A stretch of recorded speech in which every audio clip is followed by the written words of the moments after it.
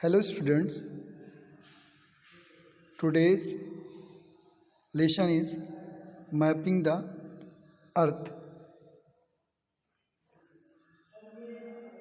For thousands of years early humans walked across the surface of the earth with just the stars to guide them. However, over time travelers and explorers started feeling the need for some tools that would help them find their way across the vast earth and also help them record their journeys.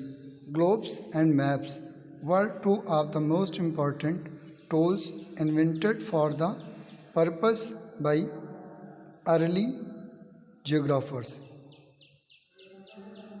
मैं आप लोगों को एक बात बता देना चाहता हूँ। आवश्यकता आविष्कार की जननी है। जब तक मनुष्य को आवश्यकता नहीं होती है तब तक किसी चीज़ का आविष्कार नहीं होता है।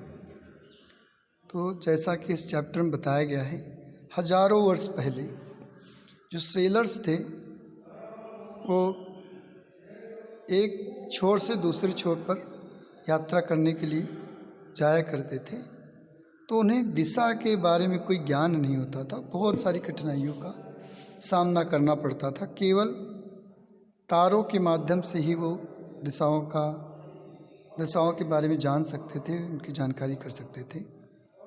फिर धीरे धीरे खोज होती गई और उन्होंने ग्लोब्स और मैप्स बनाए।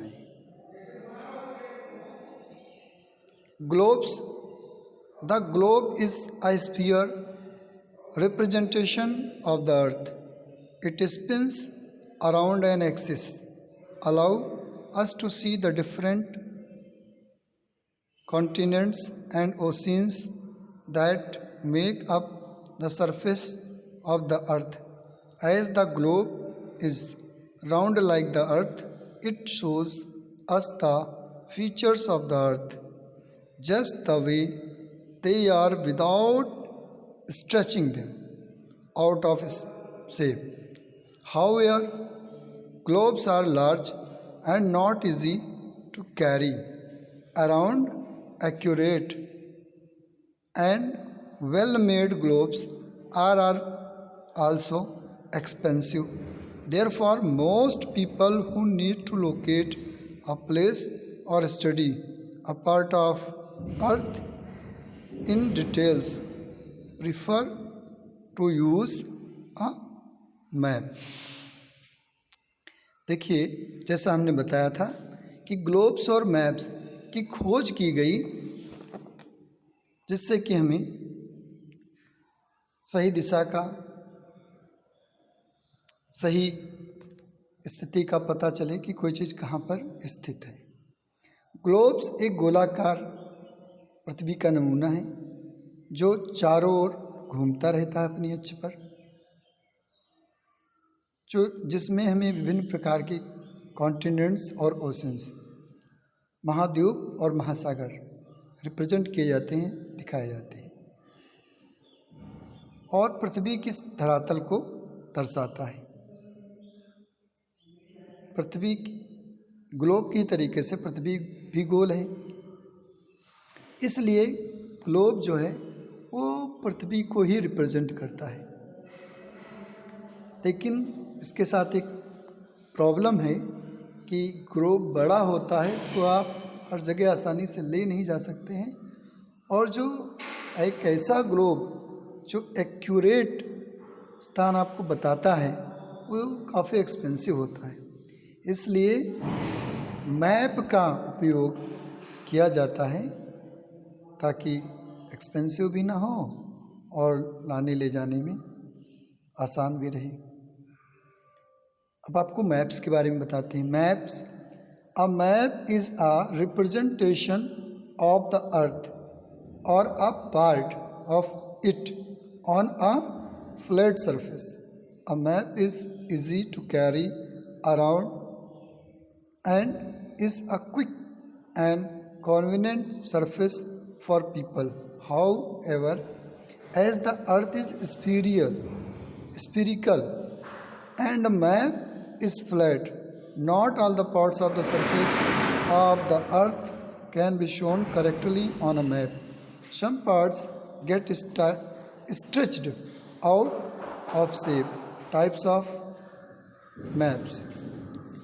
तो जैसा आप जानते हैं, मैप जो होता है, पृथ्वी तो हमारी एकदम गोल है और जो मैप होता है फ्लैट सरफेस होता है।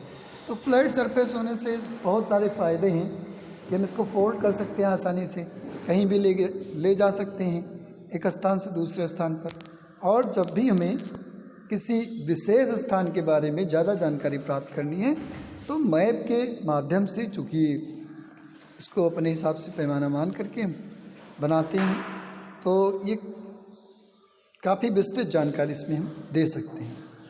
Types of maps, there are many different types of maps, some of them are shown here. Political maps shows the location and the boundaries of different countries. Some of them also show the state within countries. तो जो map होते हैं वो जैसे कि बताया गया है पॉलिटिकल मैप। पॉलिटिकल मैप में एक देश से दूसरे देशों की रेखाओं को प्रदर्शित किया जाता है। इसके बाद में अगर आवश्यकता होती है तो हम उसमें राज्यों को और फिर डिस्ट्रिक्ट को, सब डिस्ट्रिक्ट को डिवाइड कर सकते हैं। इसी क्रम में हम किसी विलेज का मैप बना सकते हैं, किसी पार्टिकुलर प्लेस का मैप बना सकते हैं। Physical maps shows the landforms और physical features of the area. तो जो फिजिकल मैप होता है ये लैंडफॉर्म को प्रदर्शित करता है कि वहाँ पर कैसे स्थिति है। जो पृथ्वी है वो माउंटेन्स है, रिवर हैं, सीज हैं, प्लेन्स है या डेजर्ट है। We will read more about landform in the next chapter. अगले चैप्टर में इसके बारे में विस्तृत जानकारी करेंगे, विस्तृत रूप से अध्ययन करेंगे। Road map shows the roads connecting place and thus help the travel from the place to another city. Show us the roads, street and landmarks in a city. तो रोड मैप्स के द्वारा हम देश की मुख्य सड़कों को, फिर उनसे जुड़ी हुई जो उपनगरीय सड़कें होती हैं उनसे, और फिर इस तरीके से हम रोडों के बारे में अध्ययन करते हैं। कौन सा शहर दूसरे शहर से कैसे जुड़ा हुआ है, कितनी दूरी पर है, ये भी ज्ञात कर सकते हैं। Thematic maps focus on certain features of characteristic of an area. For example they may show us the vegetation, the climate और the crops grown in area. जो थीमेटिक मैप्स होते हैं ये किसी भी जगह के बारे में, एरिया के बारे में बताते हैं कि वहाँ पर किस तरीके की वेजिटेशन है, कैसा क्लाइमेट है और कैसी फसलें उगाई जाती हैं। क्लाइमेट मीन्स होता है जलवायु।